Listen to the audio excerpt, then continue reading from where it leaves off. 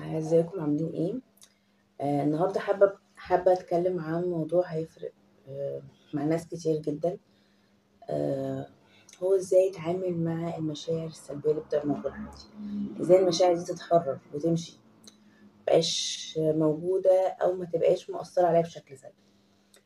آه لما باجي اتكلم عن المشاعر دايما بقول ان المشاعر دي ضيوف، ولو مشاعر سلبيه ما بتبقاش ضيوف عزيزه، بتبقى ضيوف تقيله جدا على القلب.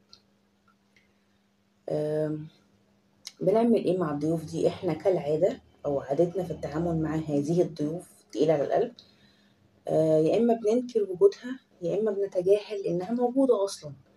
تخيل ان حد قاعد لي في الصالون متمركز، انا رايح جاي عليه وهو قاعد وانا متجاهل وجوده، او انا اصلا بقول ده مش موجود، سواء من حالة الانكار او حالة التجاهل. ده هيعمل ايه؟ هيخليه ثابت، هيخليه قاعد لي. طيب هو جاي ليه الضيف ده؟ جاي يوصل لي رسالة، جاي يقول لي حاجة. فأنا ضروري أفهم هو جاي يقول إيه، أو الشعور ده جاي يفهمني إيه علشان يهدى ويمشي في سلام. طيب هتعامل مع المشاعر إزاي؟ أول حاجة أقبل وجودها، ما ينفعش أنكرها، ما ينفعش لا أنا أنكر الإحساس ولا غيري ينكره عليا. لما أتكلم مع حد أقول لحد أنا حاسس إن أنا غاضب وأنا حاسس إن أنا حزين، ما يجيش يقول لي انت ليه حزين وانت اكل فراخ يعني مثلا.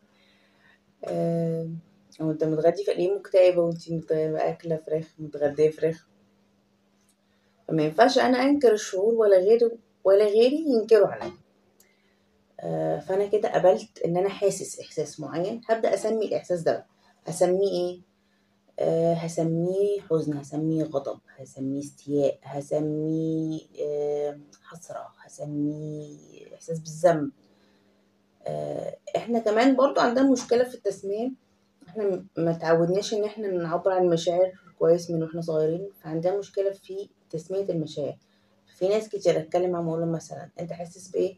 يقول انا حاسس ان انا عايزة اكسر البيت مثلا. لا، ده السلوك مش الشعور.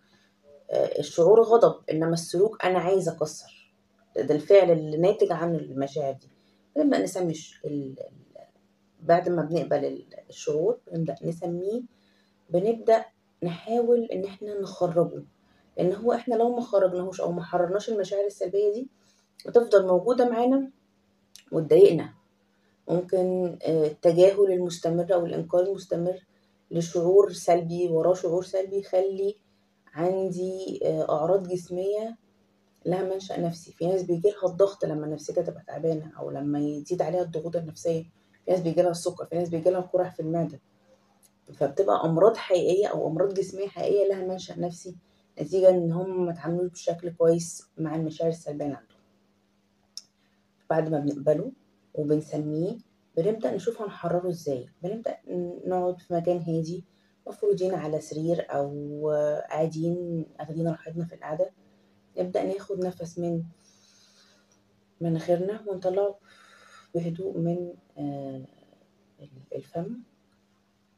الموضوع ده نبدأ نعمله كذا مرة بشكل متكرر وبشكل عميق جدا واحنا مغمضين عينينا. ممكن لو شغلنا مزيكا هادية أو حاجة ده يساعدنا برضو. بنبدأ نعمل الموضوع ده ونبدأ نفكر أنا حاسس بإيه، أنا حاسس بكذا. الإحساس ده أنا حاسه فين؟ الشعور اللي مضايقني ده أنا حاسه فين؟ حاسه في راسي، حاسه في قلبي، حاسه في تقل في رجليا، حاسه طالع من عينيا. يعني على حسب كل واحد الشعور نفسه يبقى ايه وهو شايف ان هو فين في جسمه. نبدأ نديله لون. الشعور ده لونه اسود، لونه آه، احمر. ساعات ممكن يبقى شعور بالفقد، مثلا حد فقد حد قبل كده فيلونه بلون آه، ابيض مثلا يعني، او كده. او بالاشتياق، يعني حد مثلا مشتاق يزور الكعبة فحاسس الشعور في قلبه قوي والشعور لونه أبيض، وهكذا. ممكن احنا بنحرر مشاعر.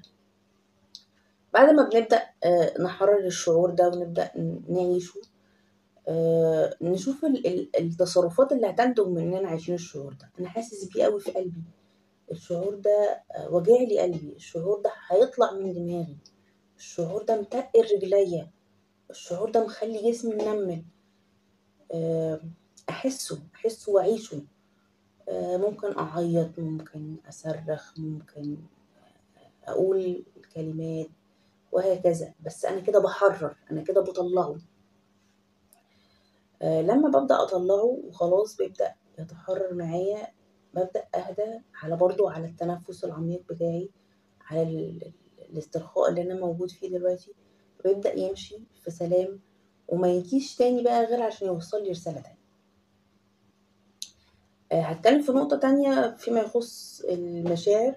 مش كل المشاعر بتمشي بالشكل ده. ليه؟ لأن ممكن يبقى شعور جاي يقول لي رسالة معينة أنا ما استجبتش ليها، فمش هيمشي. فمثلا أنا عندي إحساس بالذنب علشان عملت مصيبة، الضمير أو السوبر إيجو جاي يقول لي أنت عملتي مصيبة، أنت لازم تحسي بالذنب دلوقتي علشان ما تعمليش كده تاني، أو عشان تصلحي اللي عملتيه. فأنا هعمل إيه؟ أنا هحل المشكلة، أو هظبط السبب بتاع ظهور الشعور ده علشان اقدر بعد كده ان انا امشيه. ففي شعور بيمشي بالطريقة دي، وشعور بيمشي ان انا احل المشكلة او احل السبب اللي كان اصله او السبب في وجود هذا الشعور. ان شاء الله تبقى حاجة مفيدة لو حابين تمارسوها، وحابين تساعدوا نفسكم ان انتوا تتخلصوا من المشاعر السلبية اول باول، علشان ما تأثرش علينا او ما تبقاش سبب في ان احنا نبقى طول الوقت مضغوطين أو حاسين إن في عندنا مشاكل، أو تقل، أو مش قادرين ننجز في حياتنا، أو